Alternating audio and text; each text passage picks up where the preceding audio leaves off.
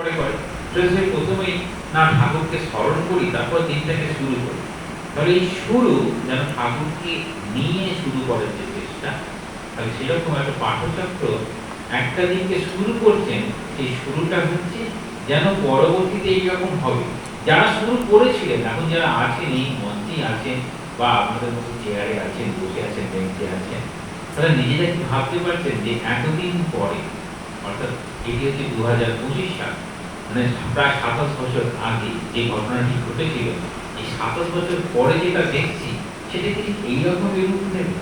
বলছে না, তখন আমরা কিন্তু এটা কল্পনা করতে পারি। কেন কল্পনা করতে পারিনি? না, তখন ছিলাম আমরা কয়েকজন মুসলিমের কয়েকজন পাঠচক্রের সঙ্গে যুক্ত। ঠাকুরের ভাবধারা যখন বড় হয়, তখন ঠাকুর কেন বলছেন যে আমি সবার, আমাদের তো সবার ঠাকুর শ্রীরামকৃষ্ণ একটা বই আছে, ছোট্ট বই, ঠাকুরের জীবনী। সবার ঠাকুর কেন বলছেন? তিনি সবার জন্য, শিশুর জন্য, তিনি বৃদ্ধের জন্য, তিনি নারী পুরুষ, এমনকি ব্রাহ্মণ ক্ষত্রিয় বৈশ্য হিন্দু মুসলমান খ্রিস্টান সকলের জন্য। কেন?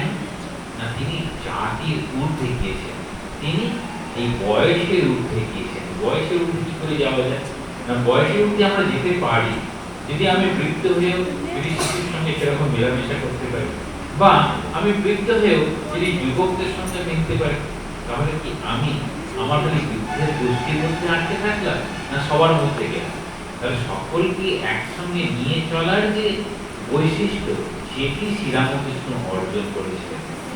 যে কারণে যখনই কেউ আসছেন, ব্রাহ্ম সমাজের মানুষ আসছেন, তারা মনে করছেন না ঠাকুর বুঝি ব্রাহ্ম সমাজেরই একজন। যারা চৈতন্যদেবের পন্থী অর্থাৎ বৈষ্ণব, তারা যখন আসছেন, তারা মনে করছেন ঠাকুর তো কিরকম কীর্তন করেন, আমাদের সঙ্গে তো আকর দেন। দেখবেন কথা হইতে আছে, গানের সঙ্গে সঙ্গে ঠাকুর আকর দিচ্ছেন, মানে কোন একটি লাইনের শেষ অংশ তিনিও তখন বলছেন, তাদের সঙ্গে দুহাবু তুলে নাচছেন। কিন্তু ঠাকুরের নাচার মধ্যে একটা অদ্ভুত ভাব ছিল, কিরকম না শিশুর সরলতা। শিশু যখন কোনো থাকে, শিশুর মধ্যে যেন যাত্রাভিমান থাকে না, যে কারণে আমরা সকলেই শিশুকে গ্রহণ করতে পারি। শিশুর মধ্যে সে যেহেতু অভিজাত বংশে না, একদম সাধারণ পরিবারে, শিশুর মধ্যে সেই বোধটা থাকে না বলে সে সকলের কাছে সমানে যেতে পারে, সকলের কাছে সমানভাবে গ্রহণ করতে পারে। ঠাকুরের এই ভাবটা দেখে ভগিনী নিবেদিতা খুব সুন্দর একটি কথা বলছেন। ভগিনী নিবেদিতা তো এসেছেন ঠাকুরের শরীর চলে যাওয়ার পরে, যখন আসছেন তখন তিনি কি দেখছেন, কাজের কাছে শুনছেন, তখন সীমা শারদেবীর কাছে শুনছেন, গোলাপ মা, যোগীন মা, এদের কাছে শুনছেন, বাকি স্বামীজি যত গুরু ভাই আছে তাদের কাছে শুনছেন ঠাকুরের বৈশিষ্ট্য। ঠাকুরের বৈশিষ্ট্য শোনার পরে তিনি বলছেন, ঠাকুরকে যে আমরা পূজা করি, ঠাকুরের কাছে কিছু চাইব?